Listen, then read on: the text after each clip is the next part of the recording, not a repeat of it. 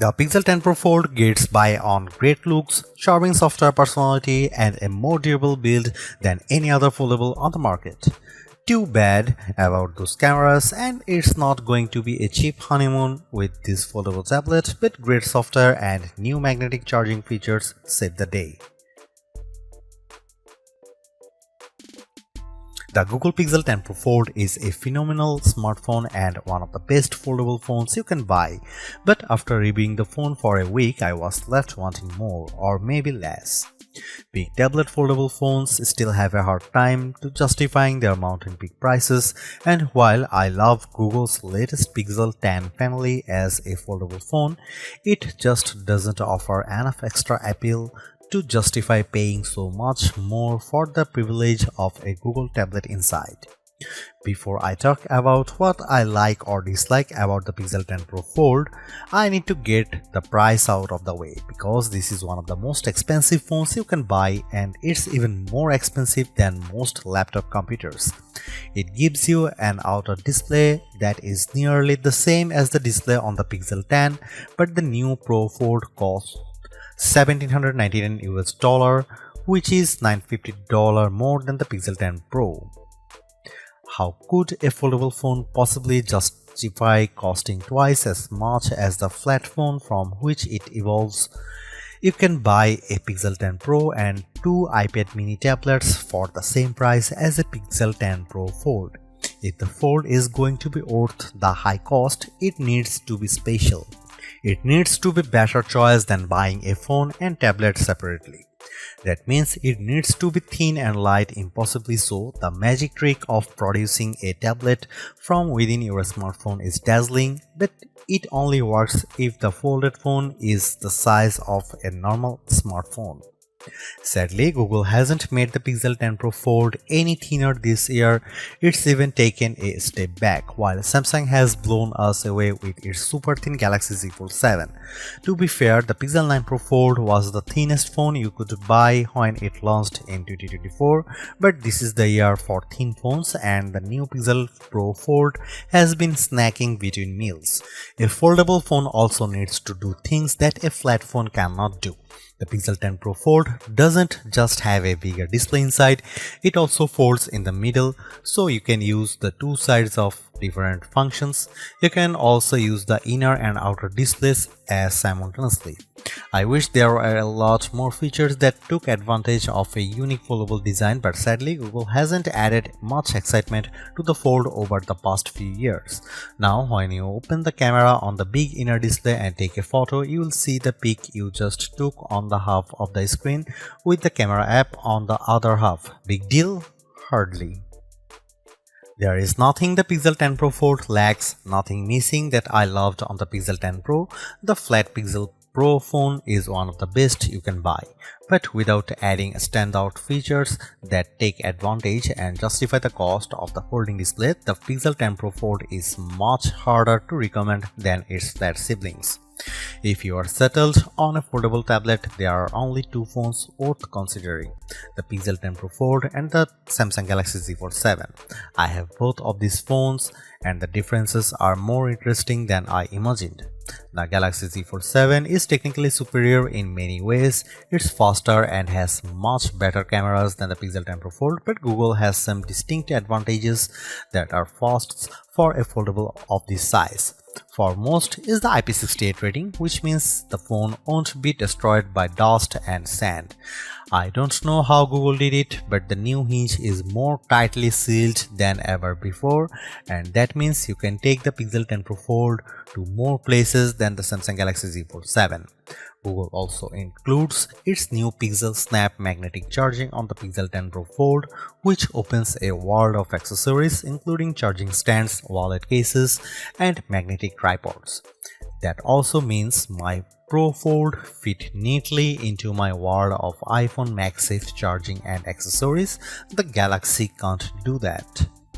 Finally, my disappointment over the lack of big screen features aside, the Pixel 10 Pro Fold is much more attractive and comfortable to hold than other big foldable phones like the Galaxy Z Fold 7. It keeps most of the Pixel 10 family design a winning look that Google refined this year and offers more durability and better battery life instead of shaving off another millimeter. I would recommend the Pixel 10 Pro Fold over other foldable tablets like the Z Fold 7 because I like those priorities, durability and battery life, and because Google's version of Android remains the most polished and friendly on any phone, foldable or flat. Still, despite its advancements, the Pixel 10 Pro Fold struggles to justify the premium price for its unique form factor, making the more affordable and traditional Pixel 10 Pro a better choice for anyone who doesn't have money to burn. The Pixel 10 Pro Fold is the most expensive phone you can buy from Google. It keeps the same price as last year's 9 Pro Fold, while Samsung raised the price on the Galaxy Z Fold 7, making the latter the most expensive smartphone you can buy. This is the third Pixel Fold, but that sticker price is no less shocking. You can get a Pixel 10 Pro Fold and iPad mini with a cellular connection for the same cost and still have hundreds left in your bank account. It is really so convenient to have both devices in one. Yes, but not twice the price convenient, that's certainly not more than that. Of course, most people won't pay full price, and I'm seeing carrier deals that will drop the Pixel 10 Pro Fold to around $25 per month in the US if you sign a 3-year contract. Google is promising 7 years of Android OS updates and security patches, but I'm sure this phone will feel aged in 3 years considering the super thin new phones just hitting the market.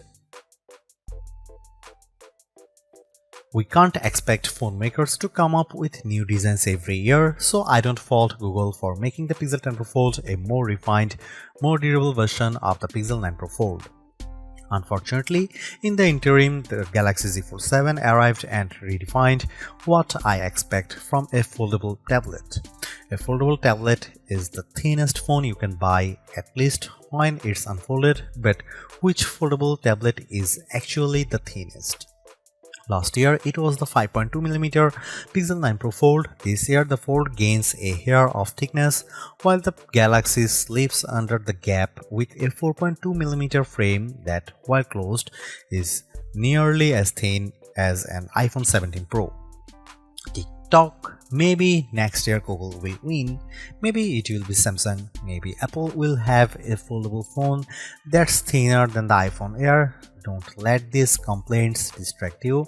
The Pixel 10 Pro Fold is already thinner than the iPhone Air when it's open, even though it's thicker and heavier than the Galaxy Z Fold 7 by a noticeable degree. The Pixel 10 Pro Fold is the nicer looking phone. It has gently curved corners, pleasantly rounded edges, and a beautifully machined camera block atop the gorgeous jade green or alluring moonstone blue-gray. The Galaxy feels sharp and edgy by comparison. Both of the displays on the Pixel 10 Pro Fold are excellent. They are bright and colorful even on a sunny day. I loved using the inner display to take photos with the camera. I am definitely the dork who wished my old iPad had much better cameras. The camera also has more dual screen features than any other app, so it was most fun app to use during my review. The outer display is pretty much the same screen as the Pixel 10 Pro. It's the exact same size and resolution, unlike the Galaxy Z Fold 7, which still uses an unusually narrow cover display. I was always happy to use the front screen on the Pixel. It felt natural. On the Galaxy, the front display is just an appetizer for the big main course inside. The inner screen on the Pixel 10 Pro Fold is enormous.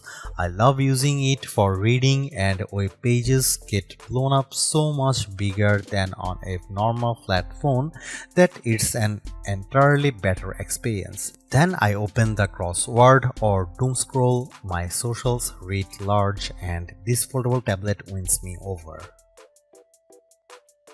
I love Google's Pixel software, from the way it handles notifications to the way it answers my phone calls for me.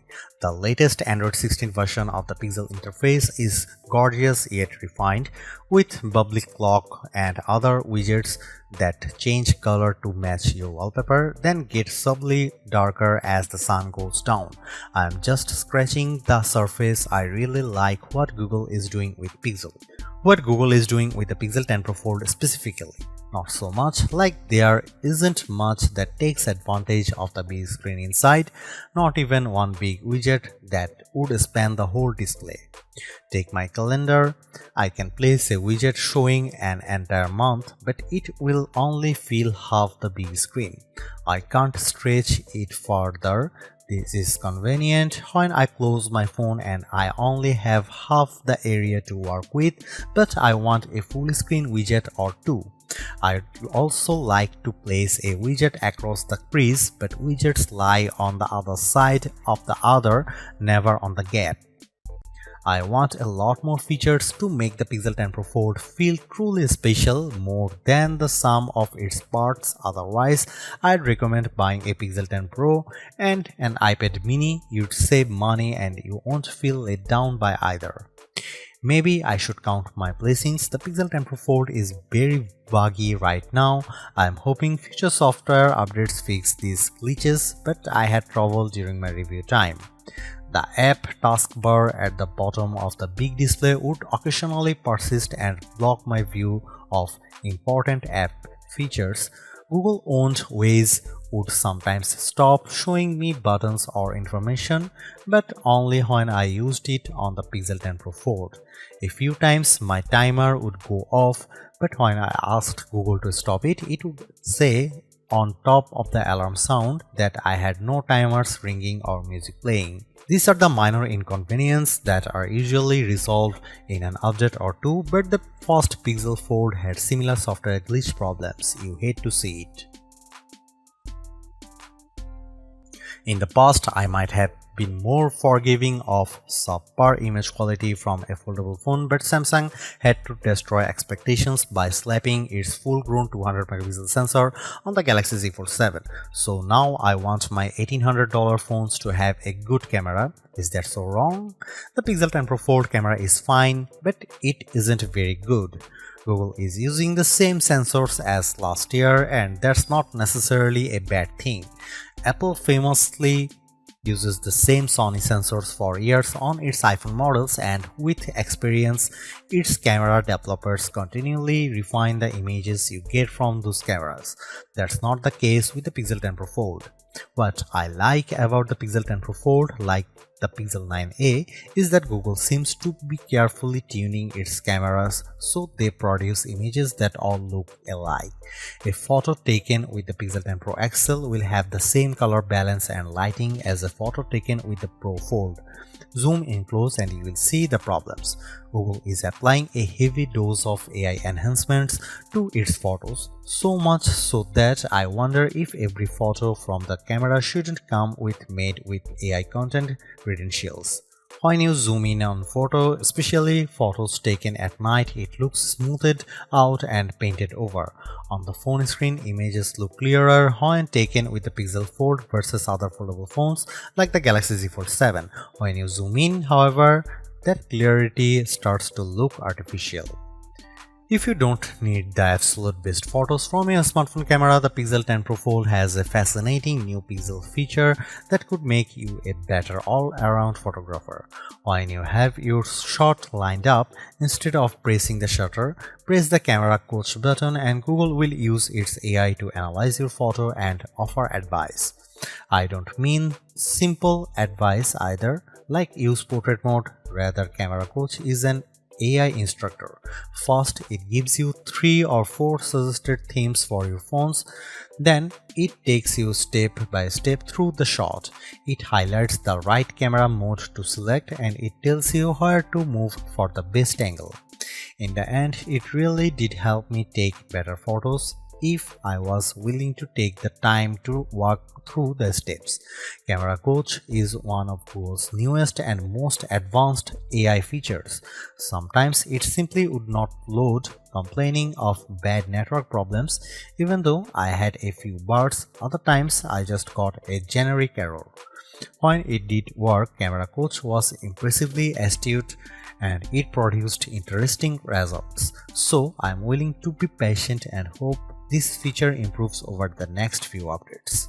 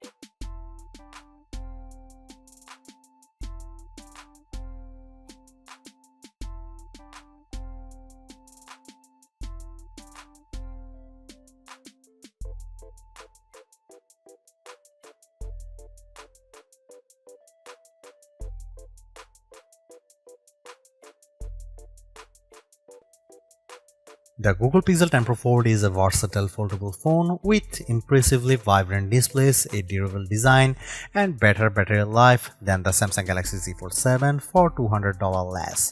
Plus, I actually preferred the camera quality in many of my test shots. It's just too bad that Google's Foldable comes in a relatively thick and heavy device.